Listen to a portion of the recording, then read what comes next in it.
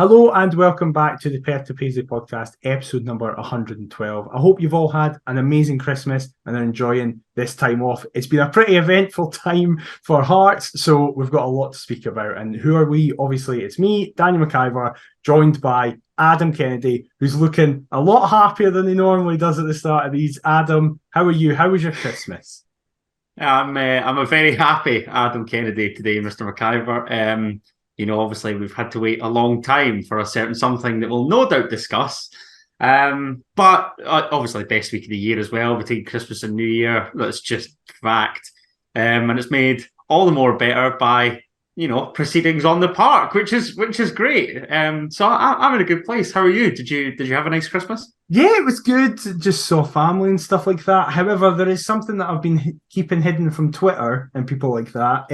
My work did Secret Santa, even though we then found out who gave everybody their gifts, which is kind of against the point of Secret purpose, Santa. Doesn't it? Yeah. The not so Secret Santa. Yes, exactly. And the person who got me was the Hibs fan that I regularly speak about on the podcast when I need a Hibs perspective. That's not good. No, is Kenny. So I was worried initially when I found out. However, he ended up getting me this. Adam, for the people who aren't watching on YouTube, please describe what is in front of me. That looks like Michael Stewart in a gnome, sort of, or the equivalent of Michael Stewart if he were a gnome, and he's holding up his Tynecastle Park sign. He's got a nice hat on. Yeah, I mean that. Now that I've said that he's Michael Stewart's doppelganger, you can't be best pleased with that, surely. Even though the hippie did you a turn there. Yeah, exactly. Yeah, I've undone that. Sorry, mate. However, when he was given to me, I then spent the rest of my working day coming up with a name for him. Now, as you would. The only clue I'll give you is that it is a Hearts player pun name. So, have you got a guess? Pun name. Gnomes Gardens.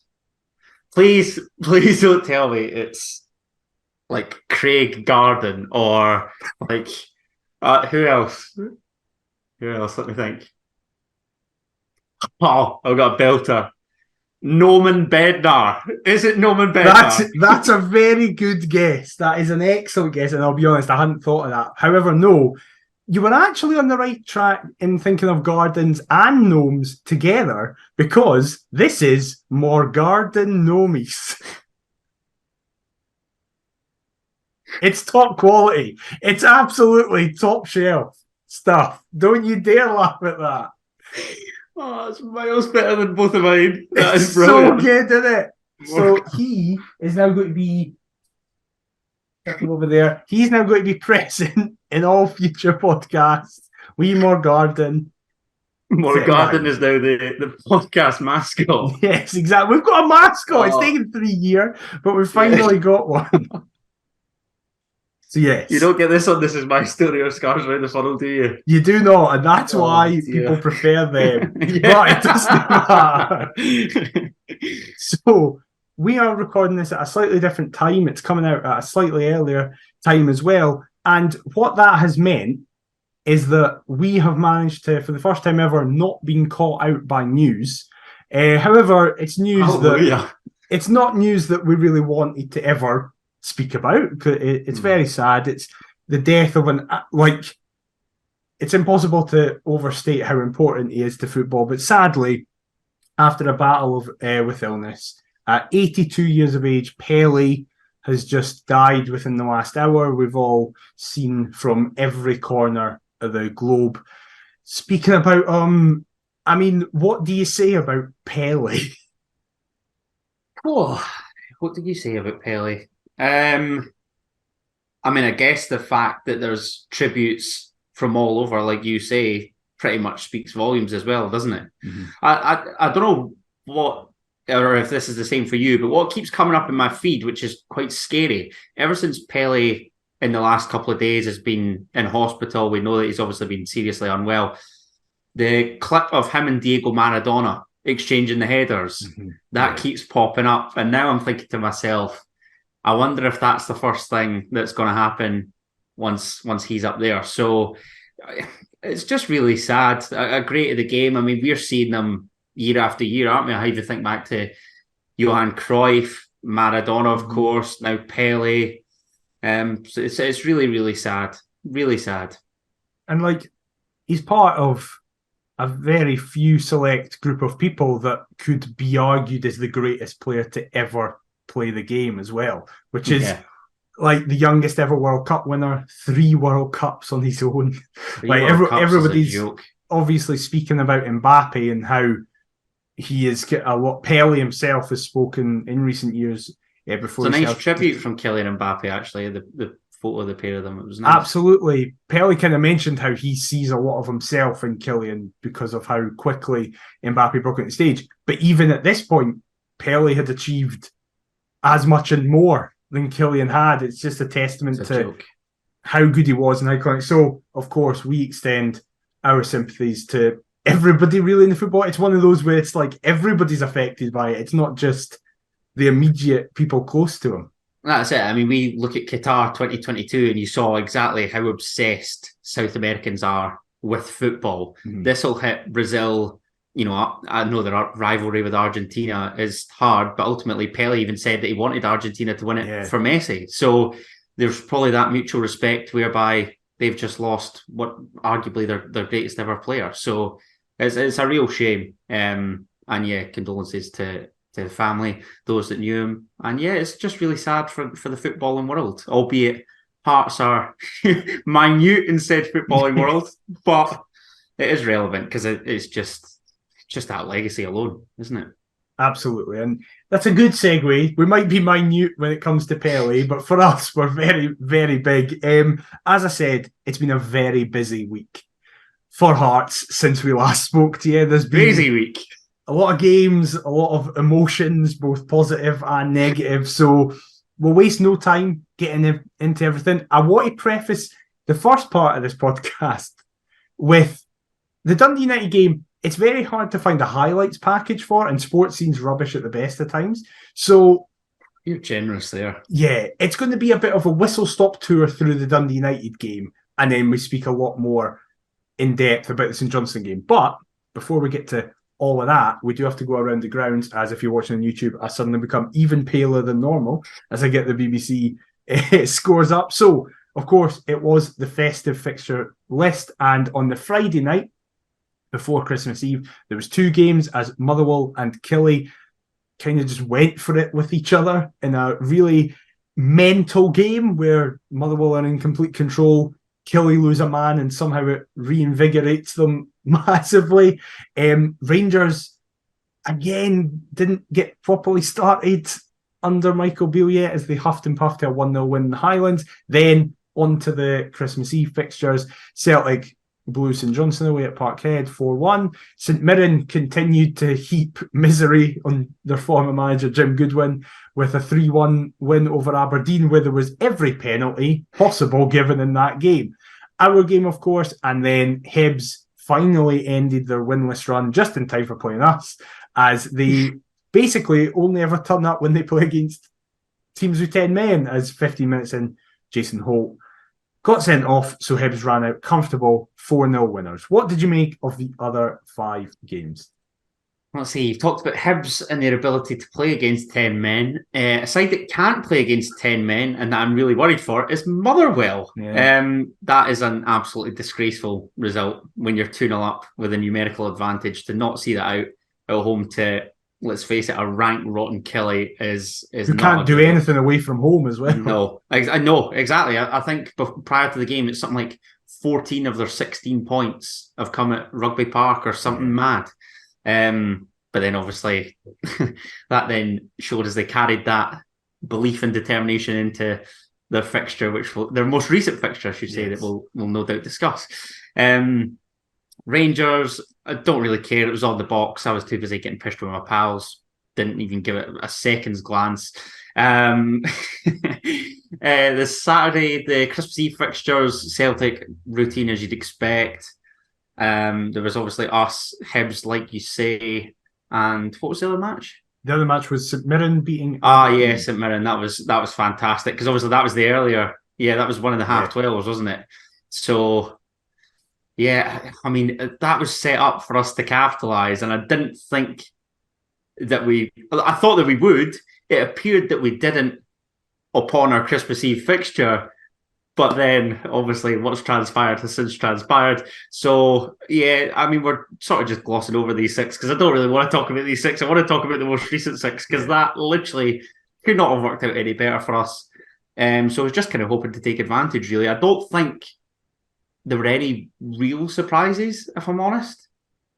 I don't think so. I think looking at it, maybe St Mirren beating Aberdeen so comfortably, but I guess so strong in Paisley and Aberdeen haven't away from home. I don't know. And they were down to 10 men quite early on as well. So that I would agree. I would agree. And then we get to our game. A game that I was at, my first ever trip to Tannadice. This was the surprise. Yes, exactly. Made the trip up on Christmas Eve to see Hearts. Hopefully, get a win. And Christmas Eve in Dundee. Yeah. My God, mate. That is commitment to the cause right there. Exactly. Of all the places in Scotland to spend my Christmas Eve, I think Dundee would probably be last on my list.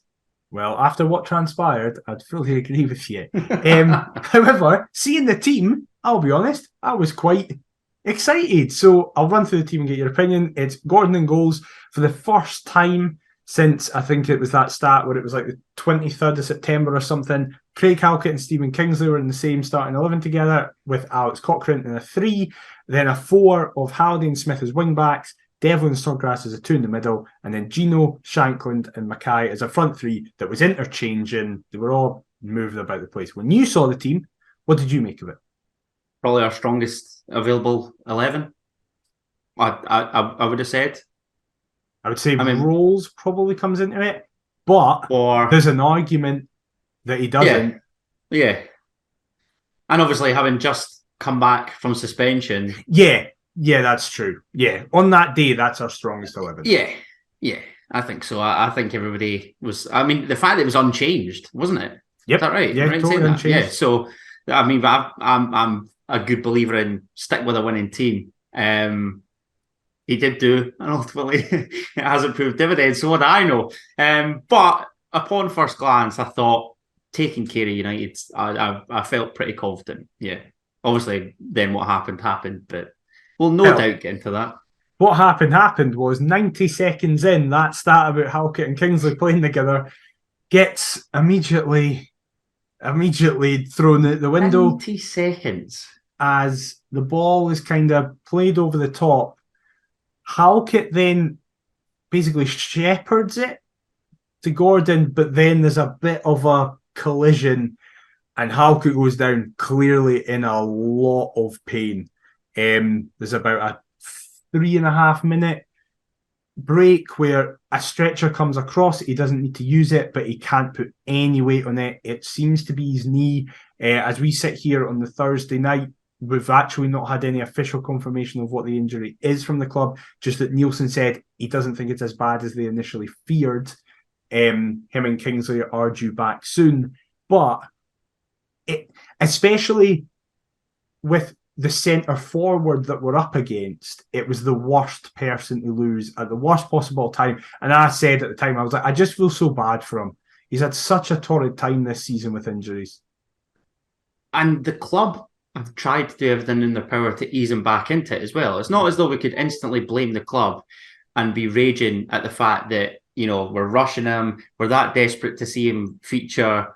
I think we've done all that we really can with Craig Halkett in terms of getting him back into the fold, which makes it all the more frustrating that he continues to pick up injury after injury after injury. I don't have the solution, and I'm assuming that you were going to ask me. I have no idea what to do with Craig Halkett, just the same as I have no idea what to do with Stephen Kingsley. And it just appeared as though it was going to be, firstly, a great afternoon when you saw the 11. But again, we've seen how pivotal Halkett is to us when he's not there. A little element of fear creeps in, or at least it did in my case.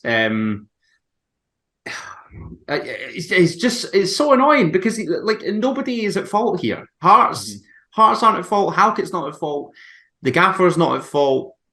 This is just one of these bizarre external circumstances that, for whatever reason, we just can't get to the root of, McIver. Especially because with Halkett and Kingsley, they're never reoccurring injuries, they're brand new ones. Yeah. So it's not like you can go, like, for example, in the past, let's even look to last season and stick with a defender. John Souttar had a recurring injury that kept happening. It was like, for God's sake, the chances of that... ACL as well, like early on. Yeah. That was really frustrating. With Halkett, it's like his hamstring went, then his ankle went, and now his knee. So it's not like you can go, oh, is he injury prone and that? It's like he just is getting freak things. Kingsley had a tight hamstring, then he pulled his calf, and now he's, as we'll get to, gets a concussion.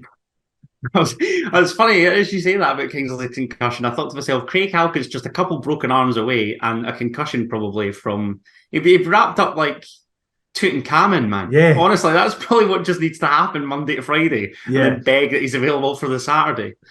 It must just be so annoying. This is where I feel for Robbie, because what do you expect us to do, really? I mean, I was going to ask you, centre half must be the primary position that we're looking for in January, surely. Specifically a right-sided one. Yeah. And or right back. Yeah. So I thought a right back was anyway. Yeah. So if you're looking at it, playing a back five, that's what, 40% of said back five. Yeah. So nearly half of it, basically, we have to cover for. Yeah. It's fine. Callum Patterson's coming in. He'll cover the right back aspect of it. It's all right. Fingers crossed. Well, then would Michael Smith be able to move to a sweeper? That's what I hope for. I think we could kind of... I don't think that's the worst option. Neither do I. Even if we get to the summer, that's viable till the summer. I would much rather us take our time as well. The recruitment team have done, on the whole, a really good job. I'd rather take our time, go out and find us another Kai Rolls-esque quality centre half, rather than, just shoehorn absolute dross that was picked up in January and a panic buy in there. 100%. Yeah.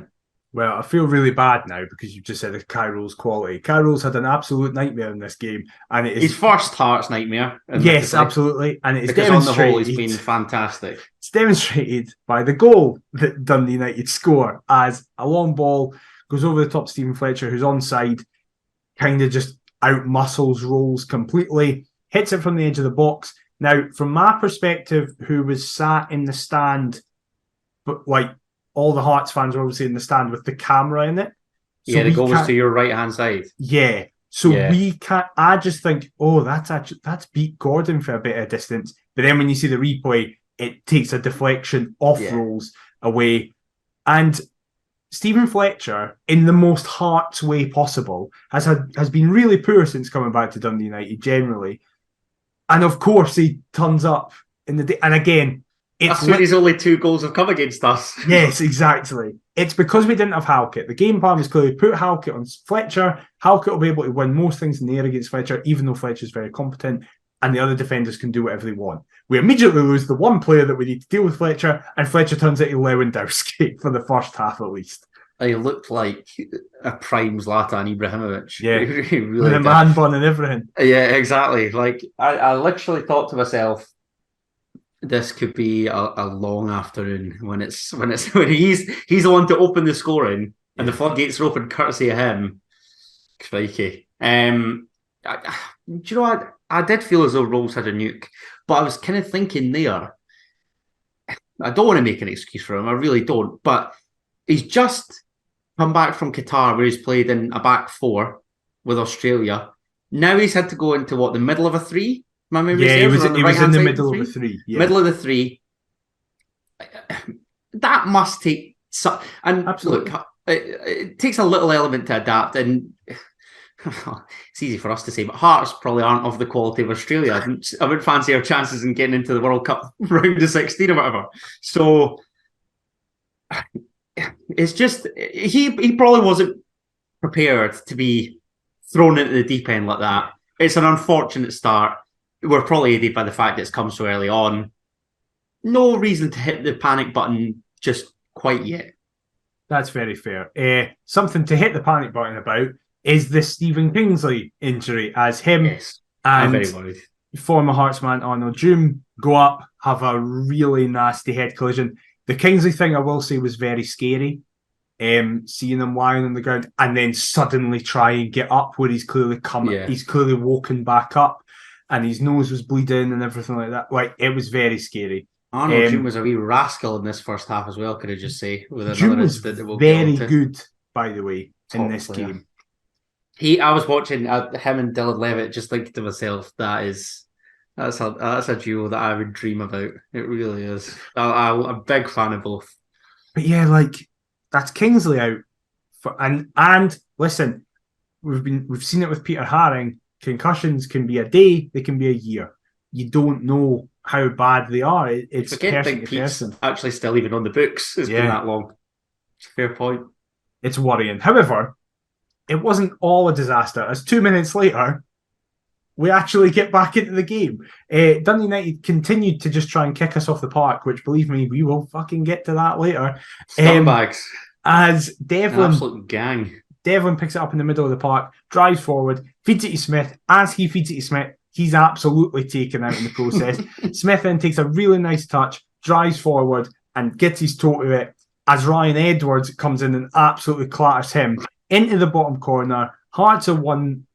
We're back on level pegging. I'm 40 quid up, loving life. Oh, we're back in it. Scumbag. Do you have him any time? Had him any time. Oh, I was compiling my notes for this and I was thinking to myself, we talked, one of my quiz questions was Michael Smith's last goal was on Boxing Day. And just so happens that the first goal since you have him any time, you rat. Thanks for the tip. I really appreciate 20 it. 20 to 1, £2 on, 40 back. 20 to 1? Yep. Any time? Yep. I think that's a wee bit. I'd like a wee bit more from the bookies there, considering it's his first goal scored in nearly a year. Yeah, that's pretty poor. Who did you place that with? Sky. Oh, speaks volumes. Yeah. The scumbags. But anyway, a great goal. I mean, it's a great goal. I took that, like I said before, you wouldn't think that was a bloke that went nigh on a year without scoring. Yeah, encouraged. Do you know what? I think in recent weeks in particular, we're learning lots about this Hearts team's character, determination, belief. That's a huge thing that's incredibly underrated. You go back, I don't know, 4 or 5 years when we went through some torrid times. As soon as we conceded, we fell like a deck of cards. There was absolutely no belief from the stands that we could get back into a game. So if that, like, it emanates from the stands totally. If there's no belief amongst the fans, you can guarantee there's no belief amongst the players. We all seem to be singing from the same hymn sheet here, which is really great. Hearts are a really enjoyable watch just now. Absolutely, and what Hearts fans thought was going to be an enjoyable watch was getting a penalty right at the end of the first half. However, there was a lot of patter with it. We win the penalty after Barry Mackay does really well, as he did. He had a really good first half. Finds Devlin on the edge of the box. Devlin then, he'll know what he was doing. Was he passing? Was he shooting? I think he was just trying to get the ball into the box. Yeah, I think he was looking for somebody. Doom at the centre of everything. It hits his hands. I'm there. I'm immediately calling for it. And it is actually given, but is it Gordon, Stephen? Is that his name? Yes. I'll find out no right idea, now. mate. Either way, our man in the middle did not. Oh, I'm going to be... He's getting spoken about later on, don't you worry. So you need that name? Yeah, I do need that name. I can't find... I'd want to say yes. Do you want me to get out? Colin Stephen, not Gordon Stephen. Colin Stephen. He gives it, however, it then goes to VAR check. He goes over, checks it, and rules against it. Now, in the moment, I'm raging because I think it's a handball. Oh, I'm screaming all day. It then is, I start getting messages and seeing kind of general social media going, oh, I think that is the right decision. And then I see it back. It's not a penalty. No.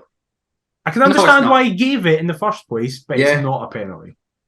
It's a basic error from a Scottish official. I mean, in other news, water's wet.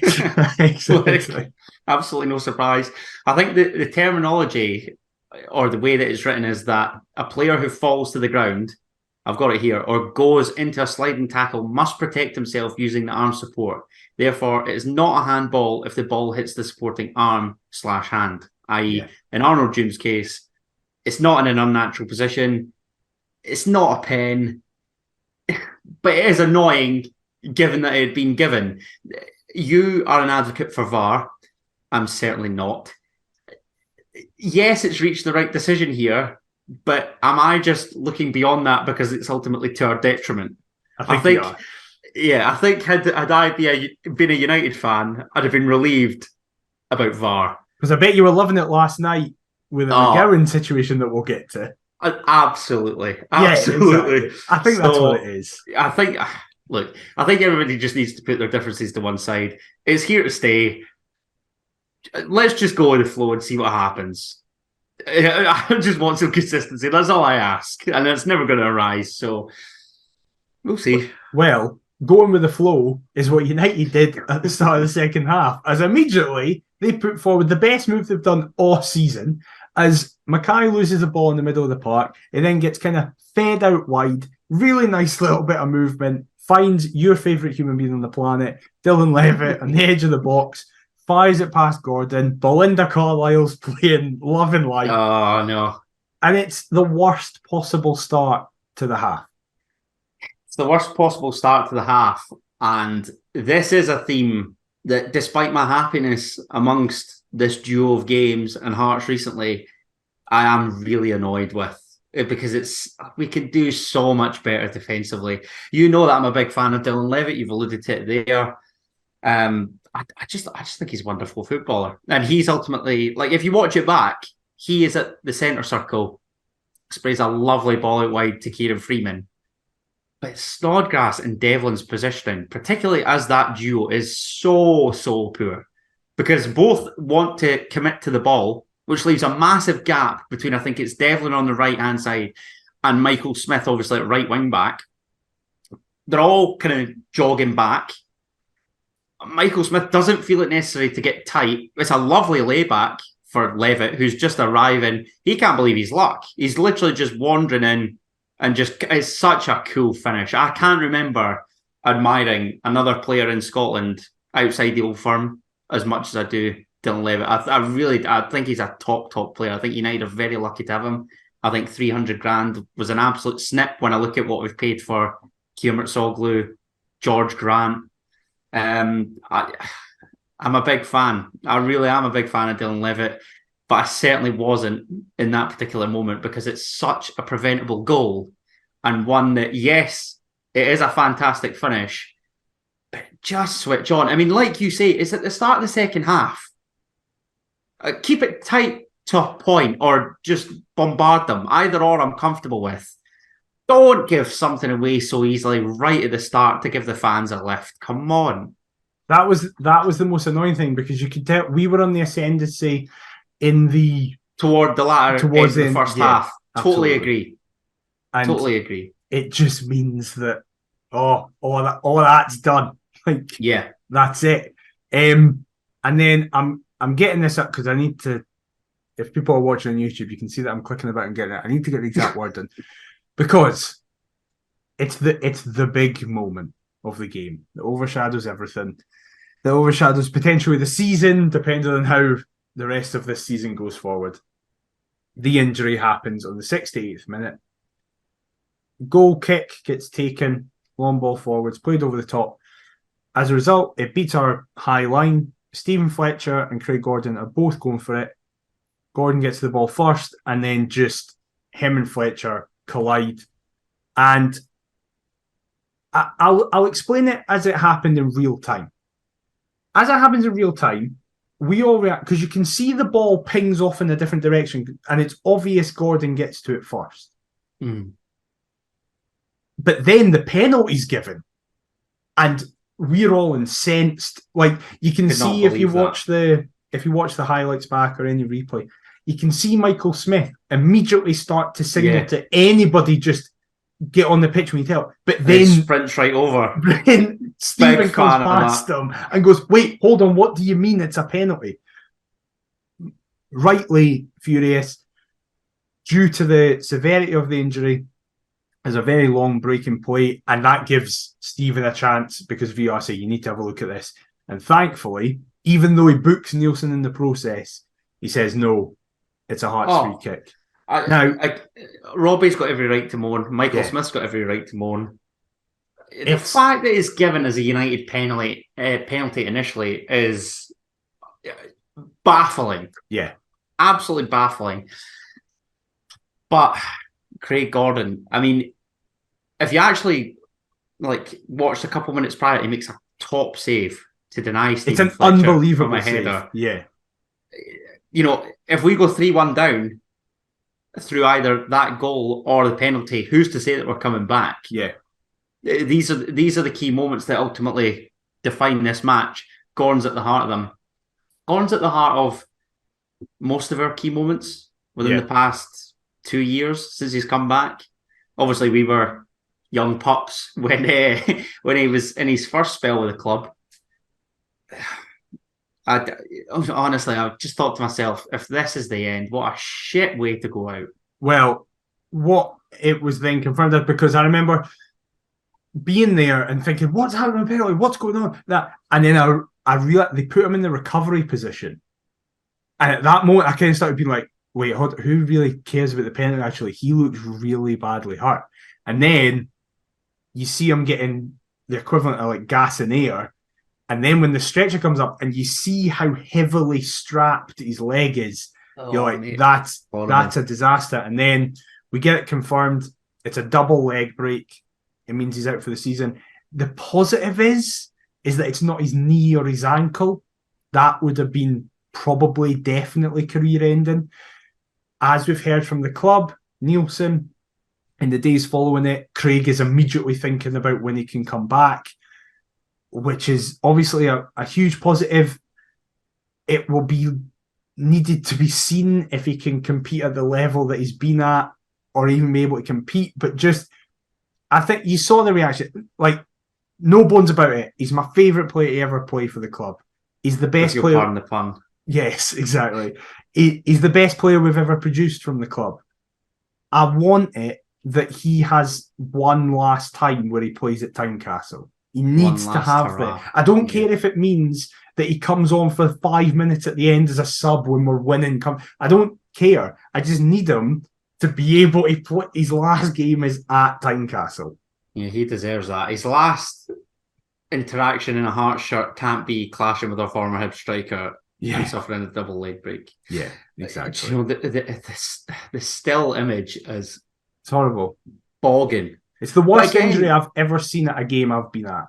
Like you say, in real time, it didn't look all that severe. Is that harsh to say? No, I totally get what you mean. It's just coming together. It was so weird, and that's the thing as well for me. It would be so easy for us as Hearts fans to say Stephen Fletcher, obviously due to his previous allegiances, is to blame for this. I genuinely believe that was an intent to play the ball. I think he's fully justified to go for it. Of course he is. He's looking up and over toward the ball, waiting for it dropping down, and then what's happened has happened. It's a shocking situation. I'd feel guilty as hell if I was Stephen Fletcher. I've no doubt that he's probably spoken to Craig since. It's just a torrid situation. And I really, really hope that this isn't the last that we see of Craig Gordon. But he has been written off before. This is the thing. The Celtic move really did come out of nowhere, even though there was talk of him training with various teams and what have you. He's come back from hell on earth with injuries. Yeah, I'd like to think that he could do so again. Because we're both football fans. We're both sort of romanticising about that Tynecastle send-off at the very least. Definitely. And thankfully, it wasn't a complete write-off of a day, even though I will say it was weird after the game because everyone was just kind of walking a bit. It wasn't like, we've rescued a point. Yes, it was just like, it overshadowed everything. So, obviously, our thoughts go out to Craig and his family, and hopefully, by the time next season starts, he's back in at least some form of capacity. However, the man who has now taken the armband for Craig, we found out last night. Nice segue.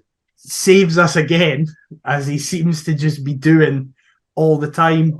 Third penalty of the game. This one is the only one to stand. A ball is swung in by Cochrane. Shanklin goes down under the pressure of Ryan Edwards. Stephen again gives it. And this one is a very short, reasonably VAR check. He doesn't get asked to go. In my opinion, it is a penalty. It's very soft, but Edwards puts his arm round Shanklin and gives that. Shanklin can then go down under pressure. 101 is you don't put your hands on the attacker as a defender. Yeah. It is and it's not. I would say it is. I would say if that was given against us, which we will get to, I'd be fuming but understand it. I'd be fuming but go, I can see why that's given. You're trying to compare this to the Snodgrass one, aren't you? I am indeed. I think they're both penalties. Yeah. Fair point. And to be fair, under the circumstances, if you just said to me, you'll draw away at bottom of the league, I think, if you draw away to Dundee United, having lost Craig Gordon, Craig Halkett and Stephen Kingsley to injury. Arguably your three best players. Certainly in a defensive sense. Yeah. But then Kai Rolls as well. Arguably, on that pitch, there are three best players with the exception of Shanklin. It's up for debate. We'll take it. We'll take it. I'm disappointed, yes. But in the grand scheme of things, is it really a disastrous result? I don't think so. And again, you need to look at the two games that we had after Killie in the lead up to the derby. Much has been made, and rightly so, of our dreadful record in Perth. If you'd have offered me 4 points heading into United away and St Johnstone away, I'd have taken that. Yeah, fully. We didn't expect it to, play out the way it was. Yeah, but it's not the end of the world. What is the end of the world, and I want to focus on this specifically, is how bad that performance was from Colin Stephen. Right? I am someone who thinks refs get a hard time a lot of the time. It's the hardest job in football. Whenever you make a decision, half the grounds go to hate you. It's 100 mile an hour. It's very hard to do. As Robert Borthwick said on Twitter, it's an all-timer horrific performance. And for me, it's encapsulated by the final moments of the game. So, at the end of the first half, 7 minutes were added on.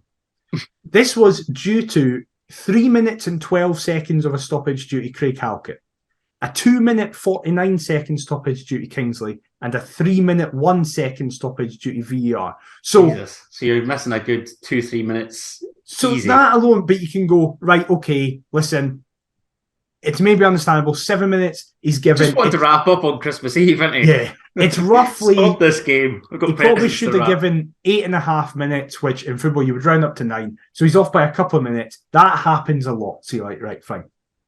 Now, the Gordon stoppage alone in the second half lasted from the 68th minute and 7 seconds to the 77th minute and 1 second. So that's 9 minutes. Jesus. There is then a load of subs. Both teams make basically full use of their benches. Then there's a penalty and a VR check of 2 minutes 12.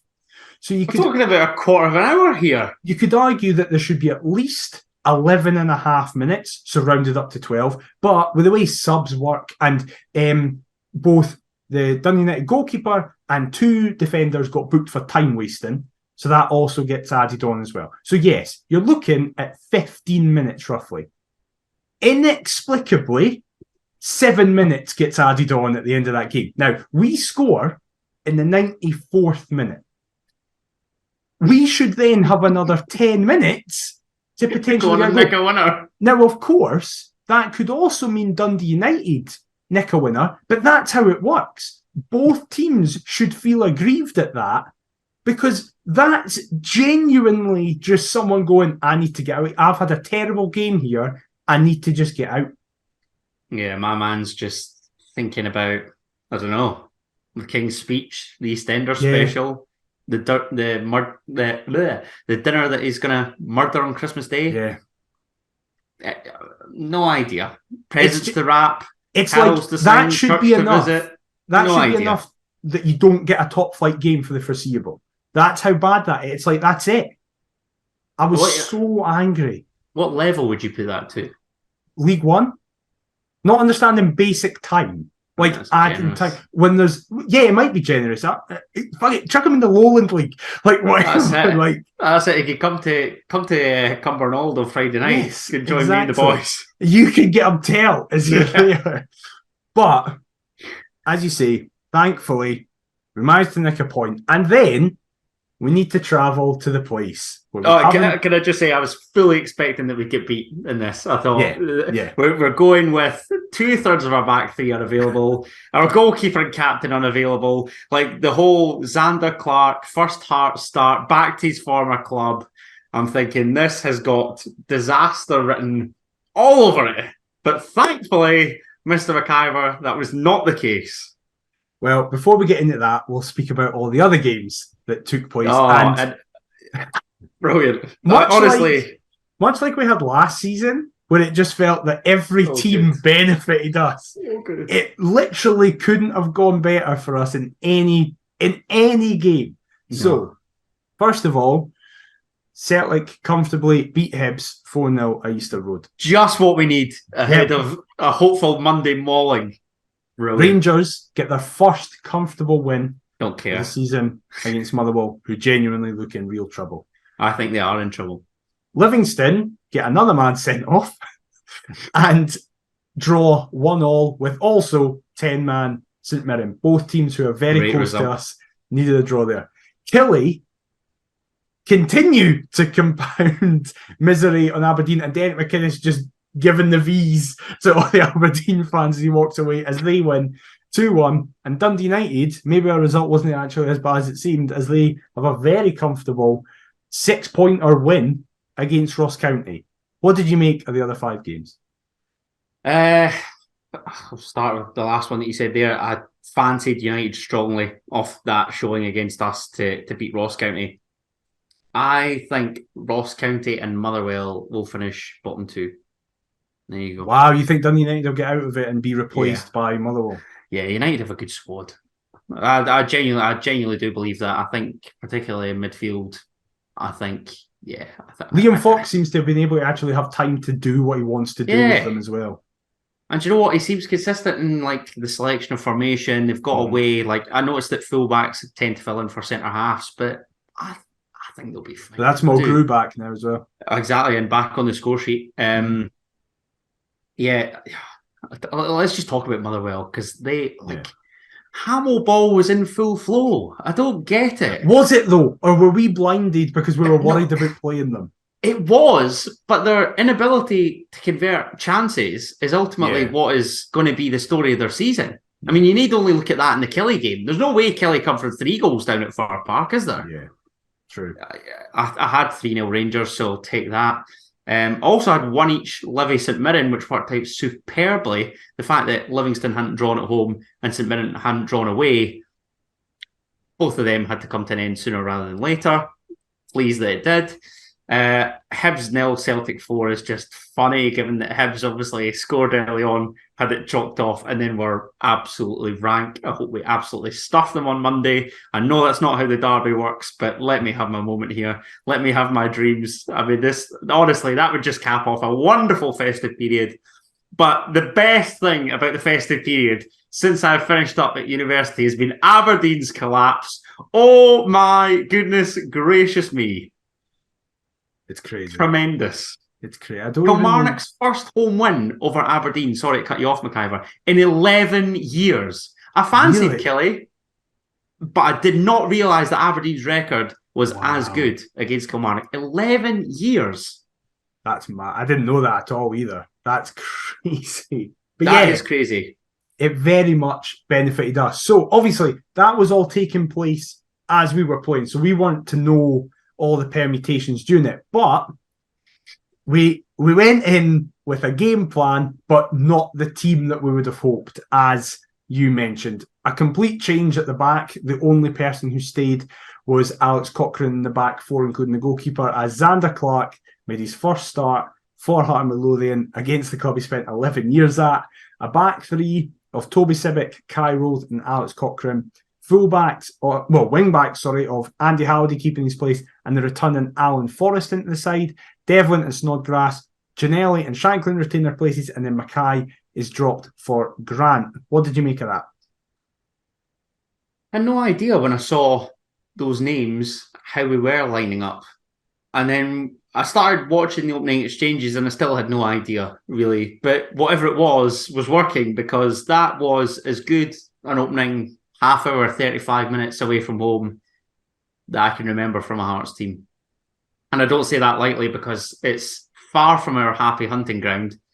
Talking about the results there, I think I predicted 5 out of 6 potential outcomes. And the only outcome that I didn't predict was Hearts winning. Because I thought if the stars all align here, as I thought they would, there was not a single doubt in my mind that Hearts would not capitalise on that. And I've never been so happy to be proven wrong, despite our best efforts to chuck away 2 valuable points here. But what a fantastic start. A fantastic start, particularly given that, it's not an unchanged 11. You've got a variety of players coming in. I think that's 4 or 5 changes? 4 changes? 5 changes. 5 changes. Yeah. Brilliant. Just shows our strength and depth. Albeit I was somewhat concerned, if I'm totally honest, when I saw that 11 and given our track record in Perth. I just want to let you know that I am actually responsible for this. Because for the first time in my life, I bet that Hearts would beat St Johnstone in Perth, and we did. Nice. So I'll do it every time until it doesn't work. Now I have to. Now that's the rule. I have to do it. Hearts and the bookies getting spanked, going hand in hand. I mean, is there any greater combination in the world? Exactly. But yeah, this start was unbelievable. In the first minute, there's 2 penalty shouts. Toby Sibbick drives forward as if he's Barry Mackay, just going, right, stuff this. It's I kind of got the feeling that every Hearts player was finally brought out of a decade-long dream where there was something like, oh wait, yeah, it's St Johnstone. Like, this is actually easy. And everybody was like, right, let's go. Sibbick drives into the box, gets taken out in a very good challenge, claims for a penalty. It's then played back into the box, and Gino gets pushed by someone, and that's a bit more up in the air. And I think it's pretty incredible that doesn't get at least looked at. I know it was looked at in terms of everything gets looked at, but I mean, like... No, I'm just trying to think of, like, how can we have been in a Perth and Kinross coma for the best part of a decade here? Like, something happened at the club. What's prompted this? The trade-off was we were allowed to beat Hibs in the cup final, but we had to then deal with a decade of not winning in Perth. But even then, if my memory serves me, us beating Hibs in said cup final meant that St Johnstone qualified for Europe. It did, yeah. And ever since then, they've been yet to pay us back, which is embarrassing on their part. Yeah, exactly. It's tragic. With regards to the penalty shouts, I don't think either is. My annoyance is that Josh Giannelli is that busy appealing with the one that Shanklin puts into the box that he doesn't realise that there's a mishap that he could capitalise on. Yeah. And then when he does, it's only then that he's fouled. Yeah, that's fair. That's very fair. Or alleged to be fouled. I think either would have been really harsh. Again, wouldn't have complained, but given the amount of penalties that we've received this season, we can't complain. I think we'd be biting off more than we can chew. Yeah, so, that's very fair. Yeah. Immediately afterwards is probably going to be up there with one of the misses of the season that now as a result... Oh my God. That is lob the remote at the telly material. Yeah, Giannelli is played through, then finds Devlin, who cuts it back to Shanklin, who has his chance saved by Remy Matthews. It lands at the feet of George Grant, who somehow hits the post with 5 yards. Now, before we get into anything, because I would feel bad if I didn't mention this, I want to say that Grant came on against Dundee United and really helped us. He added an energy in the middle of the park. Whenever he got the ball, he felt composed and he was playing good forward passes. You said he's undone that in the space of 4 minutes here. It doesn't matter what he did against Dundee United now. It's all gone, George, because that's insane. Oh my goodness gracious me. You know I'm not a big George Grant fan. And having just seen Dylan Levitt and that price tag, I'm thinking, it'd be nice if he showed me a bit. Show me why we chose you. Don't do that.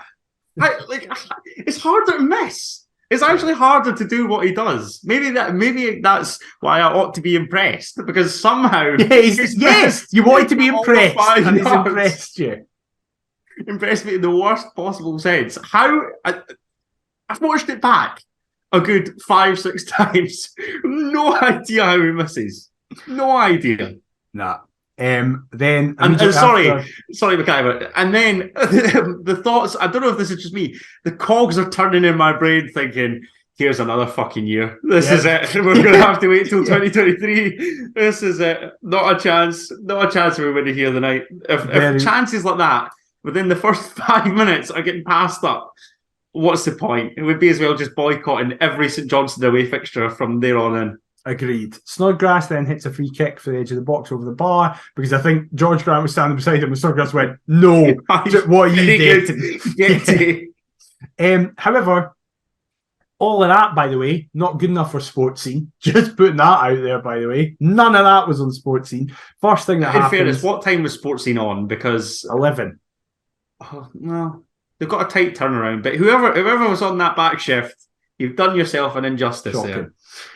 10 minutes in, Ginnelly does very well to get on the end of a loose ball, feeds it into Grant, who tries to just get a flick on it. I don't think he's looking for anything specifically. He's just trying to get it further into the box to try and do something. It hits Ryan McGowan's outstretched arm. Willie Collum inexplicably gives a corner, but as soon as he gives a corner, he goes, wait, because I think immediately he goes, I got messed up there. Hold on. VAR tells him to go and have a look at it. He has a very quick look at it. He has a one replay look at it, gives a penalty, books Ryan McGowan, and Lawrence Shankland hits another. The biggest thing for me is that Shankland isn't just scoring penalties. All his penalties are class. As he does with such conviction. As he does it, he has a word with Remy Matthews, who was clearly saying something to him. Big fan of that. And because of Agent McGowan, we're 1-0 up. I was going to say exactly that. Here come all the conspiracy theorists. All the Hibs fans are leaping upon it, probably. Oh, I can't even be arsed. Like, I was looking at it, like, who would have been the best player to concede a penalty? It's probably like Melker Hallberg or somebody like that. Yeah, You've got Liam Gordon, former Hearts youth. Ryan McGowan, former Hearts youth. Oh dear. It is a penalty though. By the letter of the law it is. He's got his arm out like that. What is he doing? And Shankland coolly dispatches. Again, like, I'm going to come out and say this, right? I hate, it's one of my biggest pet hates in football, when fans look at a striker and just look upon him and call them penalty merchants. It's not as though penalties are automatic goals. Yes, the probability favours the attacker, but he still has to tuck it away. Sometimes in high pressure environments. I'm looking at the Shankland ones and thinking, Switzerland, high pressure, tucked away. St Johnstone at Tynecastle, high pressure, tucked away. To give us the lead here, high pressure, tucked away. That's last just minute off the against top your of my own head. club to rescue a point. Again, Christmas Eve, perfect. That's 4 out of the 9 he's bagged. I hate it. I hate it where some people are like, much. He's got loads of penalties, as if they count as half goals. Yeah, like I've never understood that logic. Because also, let's be honest, throughout our lives, we have barely ever had... Paul Hartley was the last one. I was going to say, you've literally taken the words out of my mouth. We've been waiting since Paul Hartley left. Paul Hartley! Naismith was shit at them, and he was amazing at everything else. Naismith and all the other jokers that he'd played with were terrible at them. Sean Clare was maybe right. Sean Clare. Yeah, Sean Clare was all right. That's been it for the best part of a decade. Now we finally got a decent penalty taker, and everyone's greeting their eyes out that we get given them every game. I mean, stop giving us all these penalties. I mean, God forbid that, opposition players enter your box. Honestly, what is people's logic? But I didn't think that would be the thing to wind me up this episode. I was going to go for this. Oh, so I'm delighted that you did. And also, we'll see in a minute, penalties are not that easy. Exactly. Thank you. That, however, to focus on the positives, in all competitions, that is now Shankland's 16th goal of the season. Don't. No, what I was going to say was, I'm getting a wee bit worried people think he's only 4 away from beating Robbo's record. He's not. It's not in all competitions. It's when I thought it was 16 in all comps. No, because didn't Lafferty... No, it is 16 in all competitions. But people Lafferty was 19 in all comps because he had a handful against East Fife and all these other countless jobs. Lafferty was 19 in the league. He got 23 in all competitions. This is the thing. I worry that people, when he scored... Kyle Lafferty did not hit 19 league goals in a season for Hearts. I'm almost certain that he did. Because I've seen... No chance. Because I saw the record where it was like previously, the people who have got closest to it was Boyce with 16. Then someone was like... Was that in the champ, though, no? No, that was last season. When we halfway through jinxed him and went, he's going to do it. No. No. And then after Lafferty... We have to go all the way back to speaking about Paul Hartley. In that 05-06 season, Hartley and Rudy both got 16 in the league. Jesus, 16 league goals.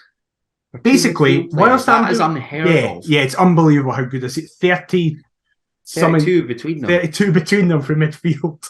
It's like ridiculous. Unbelievable.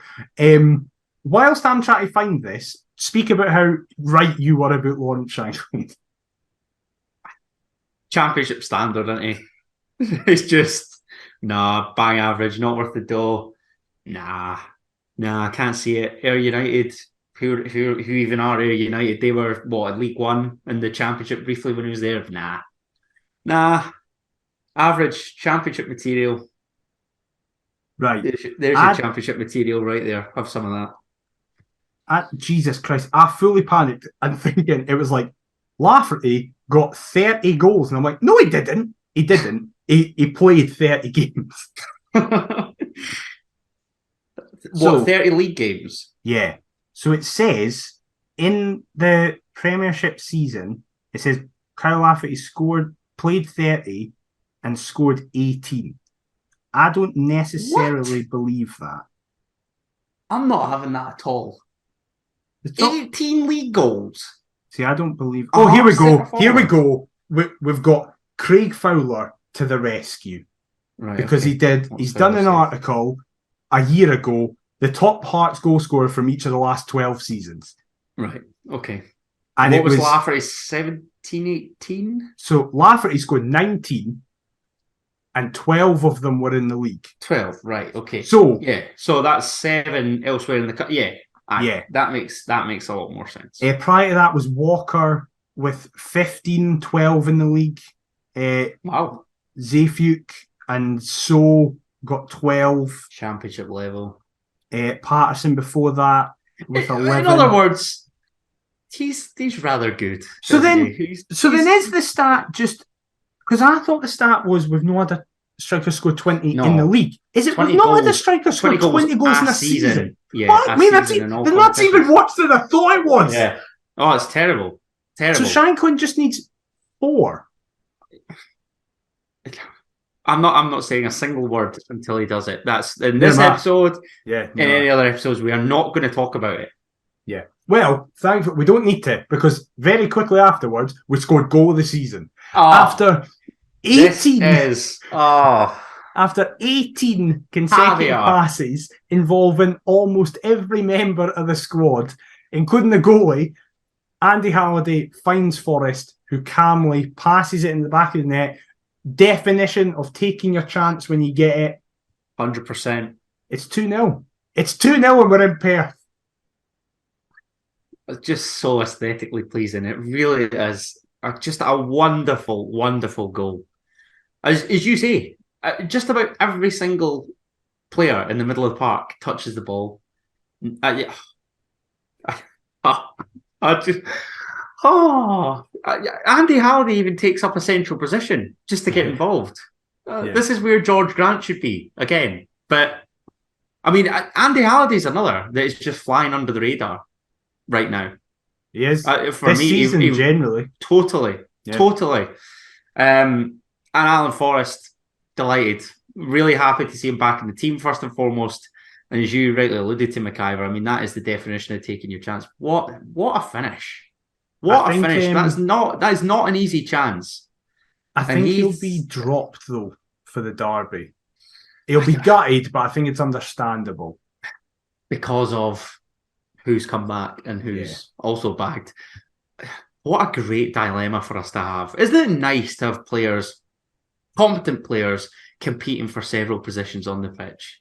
What a wonderful notion that is. Well, that has eluded us for so long. What almost ruined how wonderful everything was that we concede a penalty. A ball gets crossed in, it deflects up in the air, and Xander Clark claims it. The game then kind of plays on for another minute, and then it goes out for, I think, our throw-in, and then Colum's like, wait. And then suddenly you just hear, oh, they're checking for a possible penalty. And naturally you're like, what? There's no player made a claim or anything.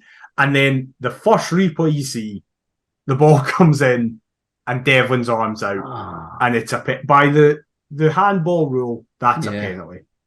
Because again, it's not as though in Arnold Hume's case, Devlin's falling. No.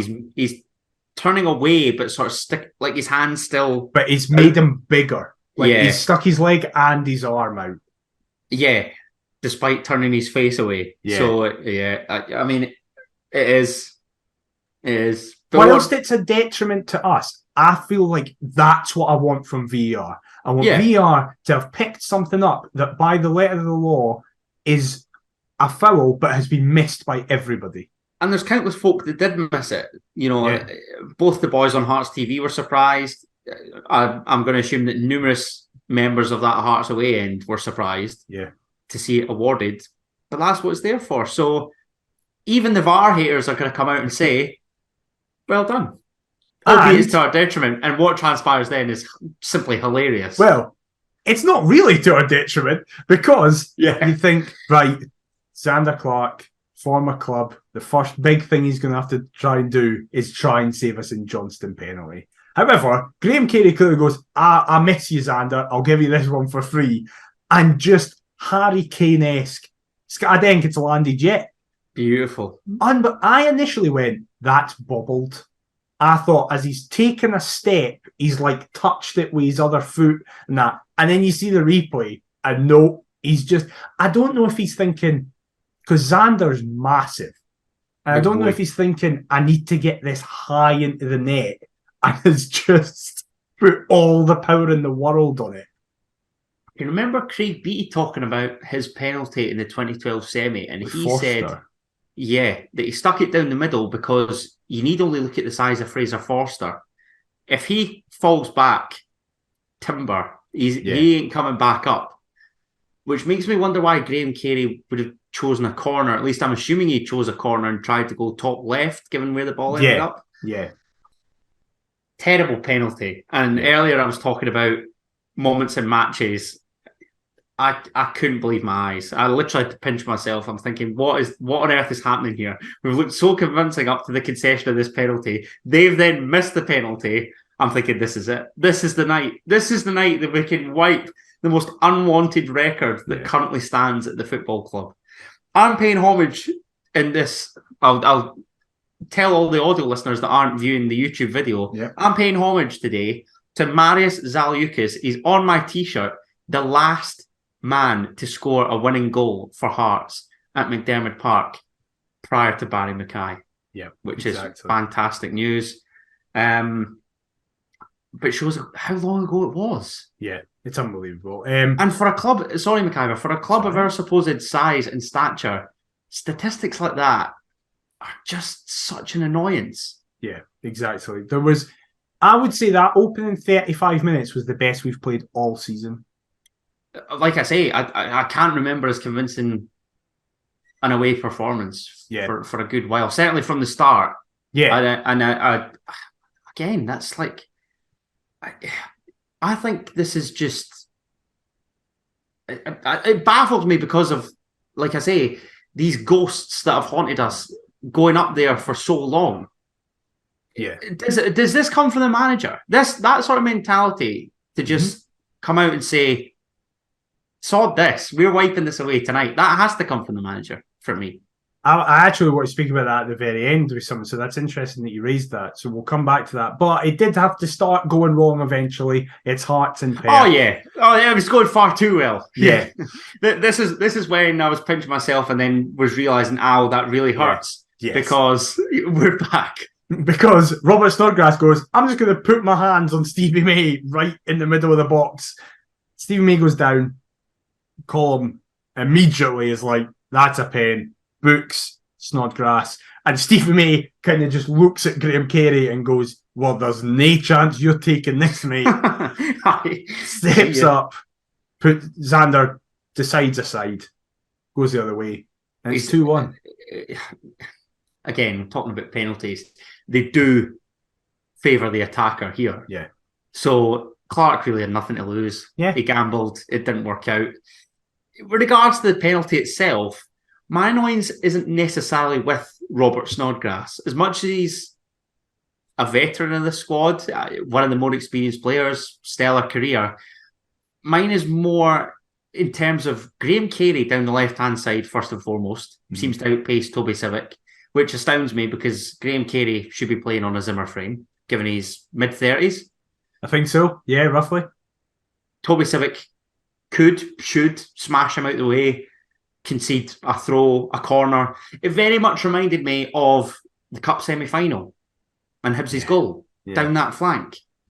There's so much more that he can do to just get that to buggery. Doesn't. Ball into the box, okay.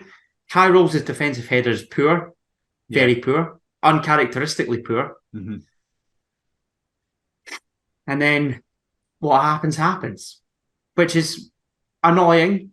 It's a gift, and it's not long at the start of the second half. So similar to the United game, it's a lifeline, and I'm getting annoyed. My only real annoyance for Hearts in the minute is these lifelines that we're throwing out to teams. Yeah, because that's a couple to United, and certainly one to St Johnstone. Well, two to St Johnstone, and probably Levitt's to United if I'm being definitely. However, it looked like it wasn't going to matter because the two substitutes came on, made a massive impact in the game, Michael Smith and Barry Mackay, the latter in particular, as Michael Smith ends up with the ball on the far side, plays it inside to Devlin, who finds Mackay. He's coming up against McGowan, just kind of touches it past McGowan, whose booking really made his influence drop from the game because before that he was everywhere going into big tackles. Mackay, I think, knew that, so just stood on McGowan for the entire time he was on the park. Gets away, 25 yards out, and when you, Adam, were away in Canada and we had Fowler on, Fowler described the fact that Mackay doesn't really shoot, he just passes a bit harder. And he does, from 25 yards, he basically passes it into the back of the net for his first goal since August. I've realised pre the break, Barry Mackay basically wasn't playing well at all. Since we've come back, Barry Mackay's having good halves. And Nielsen spoke about the fact that because the pitch was so heavy, he didn't want to give Mackay 90 minutes. He told him, you will be coming on the second half. And Mackay now is like, right, fine, I'm having good performances in halves now. So hopefully we can get that back to when he's having good 90 minutes. But just now, I'm not going to complain when he's doing that. Certainly I'm not. And it's nice to see a manager use his noggin and just introduce the player gradually. Again, it's obviously aided by the fact that we recruit well. There's Alan Forrest and Josh Ginnelly starting on the flanks anyway. There's less pressure for Barry Mackay to come on. We're in a winning position. Okay, we've suffered that setback. But A bit of Mackay magic, long overdue, and it was worth the wait. Talking about Fowler's comment there, I'm now starting to doubt and wonder to myself, have I ever seen Barry Mackay hit a shot with his laces? And I genuinely don't think I have. No. I mean, I'm a big fan. I picked him out even. We played Wraith in the Championship and he was on loan from Rangers, and I thought he was really good then. I think we scraped past them 1-0, maybe an Ozturk screamer, and I thought he was probably the best player on the park that day. So I've long been a fan, but even I was getting frustrated with how little we were seeing. And the Heart stats, for those that don't already follow that account, I'm a sucker for a statistic, everybody knows that. 23 games without a goal or an assist. And you think how influential Barry Mackay was last season? Yeah. Completely changed the game. To have gone that long, I don't know whether it's with the Scotland call-up, whether he's equaled that tally of last season for goals and just thought, that's it, I'm fully back.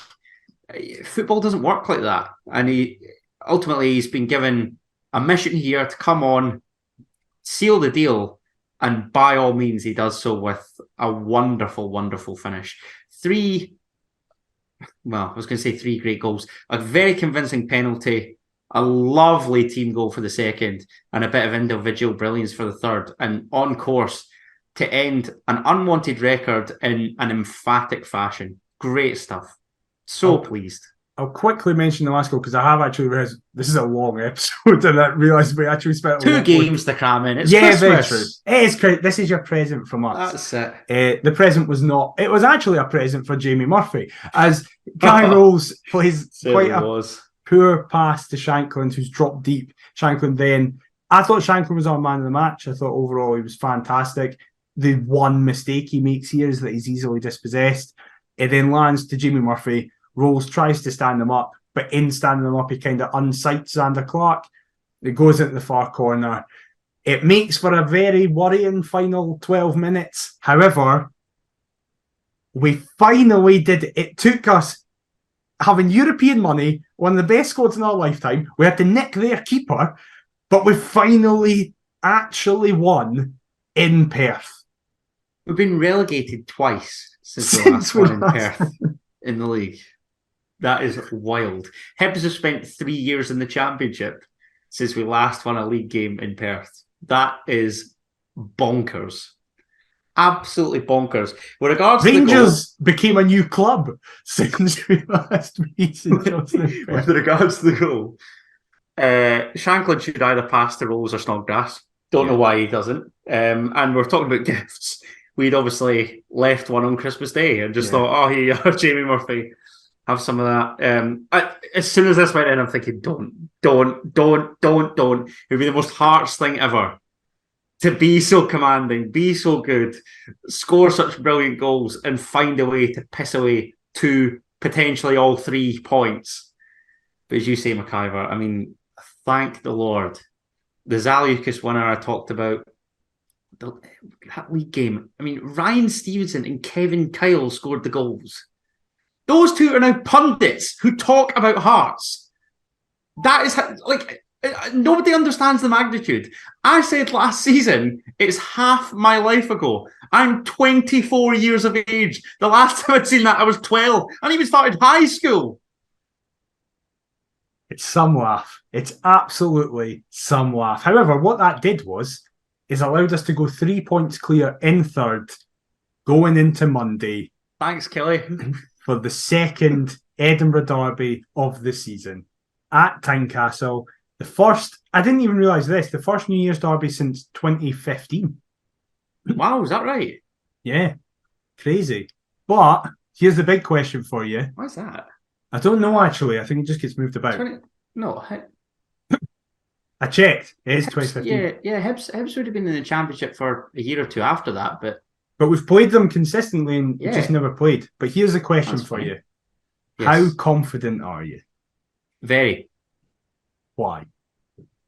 Because they're pish. I don't mean that in like a why. I mean that in a genuine extrapolate, and I would be interested to hear. They're pish. We've got options. They're on a rank rotten form. Aside that Livingston result, the manager's under pressure. The players that they've recruited don't look up to it. we're due them a pumping. The right-hand side of our defence worries me. I'm worried. I don't think it is quite as convincing. Like, they never are quite as convincing. Especially because Eli Yuan has just turned into a player in the last 2 games. And again, like, I'm talking about the pish goals that we're conceding. Yeah. That's a worry. I feel as though Kevin Nisbet doesn't pass up the opportunities that we've perhaps given. Mm-hmm. But in terms of us, I think we're on a decent wee run just now. Yeah, I really do. At Tynecastle, we're going to have a loud, proud, maniacal crowd to hopefully go on and impress. Why not? What a great start that would be to the new year. Yeah. If we were to properly do them. And I don't mean like by 2 or 3. I mean like a genuine shagging. That would be delightful. They're missing their best 2 players as well for different reasons. Boyle's out for the rest of the season, and Porteous of course. Yeah. I think you could tell in the last couple of games that Johnson's been getting ready for that, because Porteous hasn't been playing in defence and he's been allowing a back 4 to get used to each other. I think Hibs will play that 4-2-3-1 / 4-3-3, whatever you want to call it.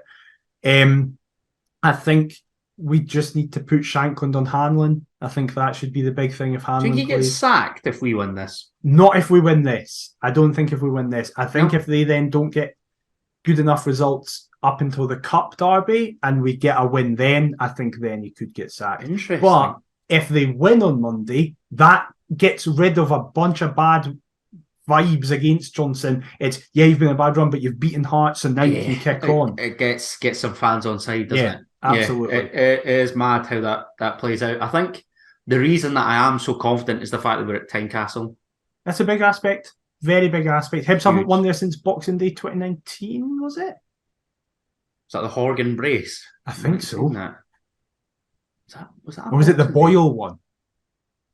It was the Boyle. Yeah, right. Scott Allen got 2 assists. Aye. Yeah, that's right. It was a festive derby. Yeah. So listen, I'm always worried about them, right? Don't get it wrong. I'm acting the big man. So am I. I'm silently shitting myself, but I can't wait. I'm really looking forward to the month of January. Being honest, I'm going to get to a good few games. Monday, I'm travelling with the Royal Hotel Hearts bus from Pennycook into the derby. Good load of my mates, couple pints. Hopefully, see a convincing one. I'm looking forward to it, mate. I really am. I love the derby. Yeah, love the derby. I can't wait. What's your score prediction?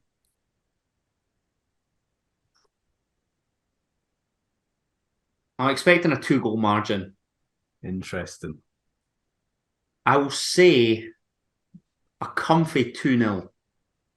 Interesting. But I could also see another 3-1 after Halliday's antics. I am going to say the same score I predicted when we last won. I'm going to say a 2-2 draw. Grow up, mate. Because then we'll apparently win 2-1. Because that's what happened last time. So better not be 2-1. I say this. I've been nice there in my prediction. I'm wanting 4-5s because they are ranked. As long as we win, they are a shit with the score. That's it. Yeah, I'll take the scrappiest of 1-0. Yeah. Just a win. Exactly. First Edinburgh derby with VAR as well. That's going to be interesting. That is set up for disaster. Oh dear. Anyway, we of course end with the quiz. It is my turn. Oh Christ, I'm dreading this more than the derby. Right. So, as always, 2 normal questions, a multiple choice, and a true or false. We start with just a normal straight up question. Which youth player made their first start for Hearts away at Tannadice in the 10-11 season? Oof. Which youth player made their first start at Tannadice in the 10-11 season? So it's someone that came through the academy. I've got Ryan McGowan in my head. I don't know if that's right. Is that what you're going with? There's nobody else that's popping out to me. But then it was more 11-12 that he sort of established himself.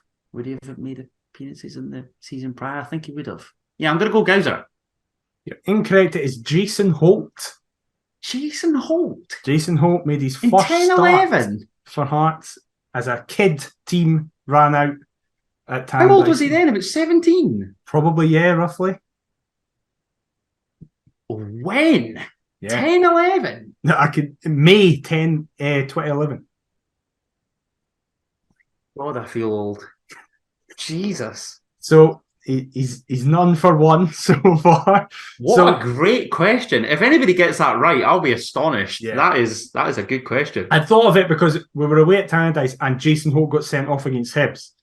And I found out that stat as a... How the hell do you randomly find that out? How do you just come across that? Okay, I've got good knowledge, mate. Oh, you've definitely been messaging Hearts stats or something there. No, basically what happened was I saw Jason Holt and I was like, how many red cards has he had? And I went to his Wikipedia and the first line Did he get sent off in that game, did he? No, the first line is, Jason Holt made his first start for Hearts. And I was like, oh, that's a coincidence.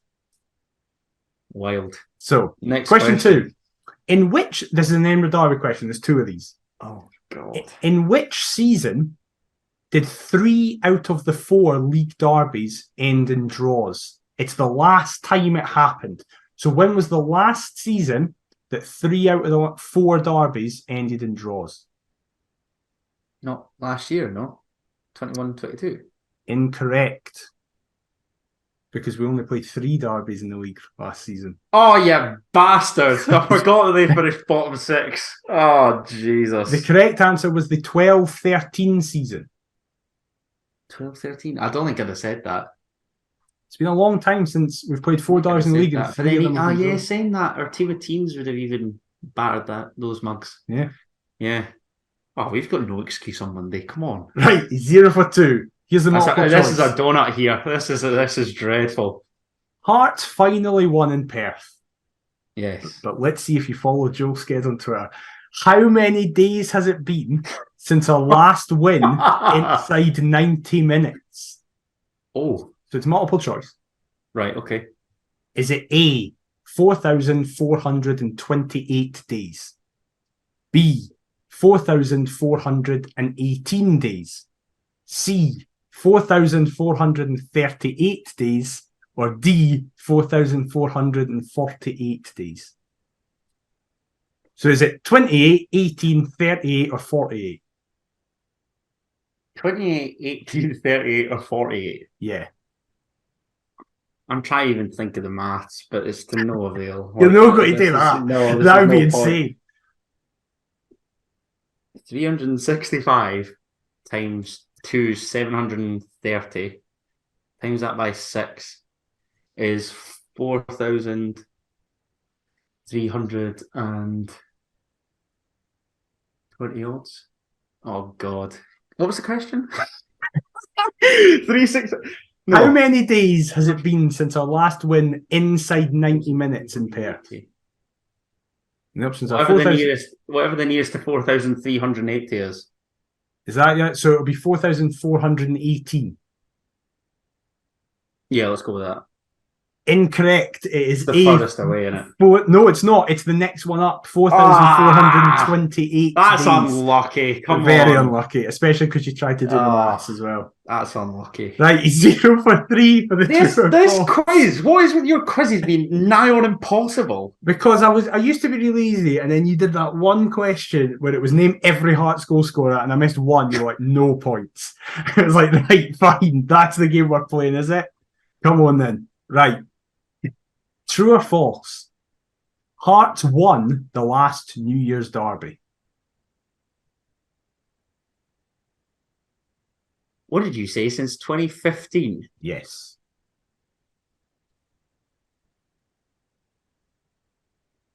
'15. October. No. 2014-15 was championship. And we drew Easter Road with the Ozturk. Did we draw Tynecastle? No, we won the first one at Tynecastle, Wabbin and Nicholson. Then we drew at Easter Road, like I say.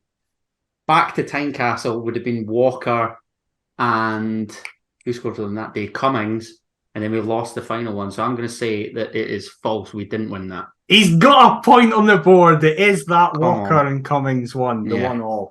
Right. Is that the last New Year's derby? Yeah. Jesus. So he's 1 Impressive for 4. there, rattling off the 14-15 derbies. Thanks, mate. 1 for 4 in the questions. We're on to the who disaster. Now I could salvage this. That's not a terrible showing. There's a wee bit of admin it's not here. Terrible. Wee bit of admin here. In the time that we've been away, I have worked out what the score is. Oh, have you? Yes. Oh dear.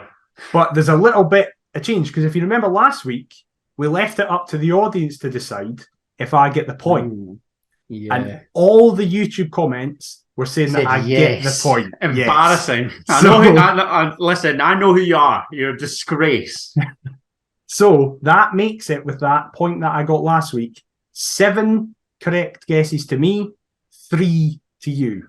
Jesus. So can you end the year by taking it to 7-4? That is genuinely dreadful. To you lot, I knew I should have left a comment on that YouTube video. I'm pissed off myself. I should have made several accounts and just left loads. Right. Embarrassing. Here we go. Who am I? Right, come on. I had a very eventful debut for Hearts as I came on as a substitute. Okay. Hearts was the club I played the second most amount of games for in my career. Wow. When I was at Hearts, I was first capped for my country. Okay. I made 1 appearance for Hearts in a cup-winning season. Who am I? In a cup-winning season? Okay. You've got your 2 questions. Use them wisely. Yeah. Right. Can I have the list of clubs? Yes, you can. I thought that would be That's right. A staple. This is going to be interesting. Okay. Debrecen. Oh, Christ. Sopron. Nyíregyháza. Debrecen. Heart of Midlothian. Nyíregyháza again. Debrecen again. And Sensger. Yeah, you've got it. You've got it. One exactly question left.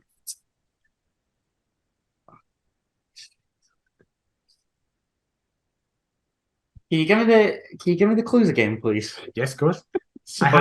It's all right. I had a very eventful debut as I came on as a substitute. Hearts was the club I played the second most amount of games for in my career. When I was at Hearts, I was first capped for my country, and I made 1 appearance for Hearts in a cup-winning season. Who am I? See, it's the cap. The cap's throwing me off. First made it to Hearts. See, when you say a cup, are we meaning like one of the major honours? Yes. I.e. the Scottish Cup, because that's the only trophy that we ever win. Yes. Right, so that narrows it down to 05, 06 and 11, 12. You've still got your other question. Oh, God. I'm gonna have to, because I don't know where the clubs are from nation-wise. I'm gonna ask, what nationality was this player? It's the one question I didn't want you to ask. He is Hungarian. Hungarian? How many Hungarians have we had? In a cup-winning team? This must have been... Was it 11, 12? It can't have been. Hungarian?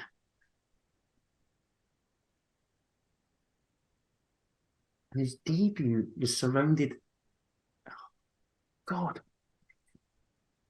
Oh, God. You know when your noggin just goes blank? Yep. Albeit mine's blank most of the time. I don't have the foggiest, mate. You can blame my dad for this one, by the way. Hungarian. You know what? I can't think of any other Hungarians. I don't even know if this guy was around when we won the cup. I've got Janos Balog in my head. Is that between your the guess? sticks? No, I don't think it is. I don't know. I'm caving here. Take your time. Hungarian. There's no rush. No, there is, because this is a long episode. But it's a Christmas and it's present. going to be such a waste if I don't then get it. Unless this would just be cruel if it's from 0506 because I've got no idea. I don't like the laugh. I feel like it is.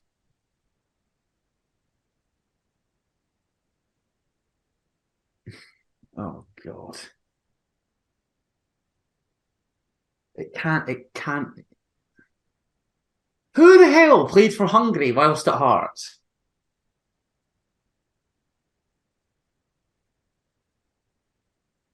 No, I don't know. I'm gonna go Balog because I don't have anybody else in my head. So this is either to keep it at 7-3 or has he brought it back to 7-4? Janos Balog, final answer. Well, I can tell you, as the only Hungarian to play for Hearts in our lifetimes, it's a Christmas miracle. It's 7-4. Yes. It's Janos Balog. God. That was the one question I didn't want you to ask. On. I hoped you'd asked for position or year that he played, because if he guessed nationality, I was like, it limits it. There's only one option, so it was will he remember it or not? Yeah. Oh God, that was stressful. So it's a good end to the year. 7, you're within touching distance now. Jesus, what is actually happening in recent weeks? I've got a Who Am I? Hearts have beaten Kelly at Tynecastle, and we've beaten St Johnstone in Perth.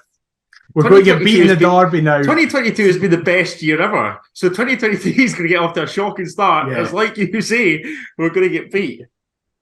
But yeah, he did it. Hooray! Well, we hope you have enjoyed listening to this bumper episode. We hope it's given you something to do in the run-up between Christmas and New Year. If you have enjoyed it, please let us know. Leave a review on your podcast platform of choice. Whatever that is, it really does help us. If you've been watching on YouTube to see Morgardon Nomis make his debut in the show, please leave a like, comment, and subscribe. It's much appreciated. You can get us on all forms of social media at Perth to Paisley. We're also perthtopaisley@gmail.com. Adam, where can they get you on social media? You can get me on all the socials at Adam T. Kendo. And what about yourself, mate? At DMcIver22. We'll be back next week to discuss all the derby fallout and everything that comes after it. We hope you have a fantastic new year. We'll see you in 2023 with hopefully a big derby win. But until then, we'll see you next time. Bye-bye.